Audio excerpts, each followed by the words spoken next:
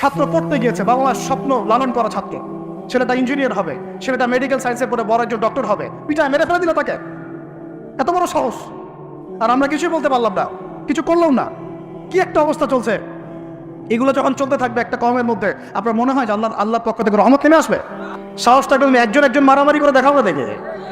ওর এত বড় সাহস, তবে একজন মারামারি করে দেখাও না। আসো রিংয়ের মধ্যে আসো, রিংয়ের মধ্যে আসো, তারপর দেখি তোমার কত শক্তি, আমাদের কত শক্তি।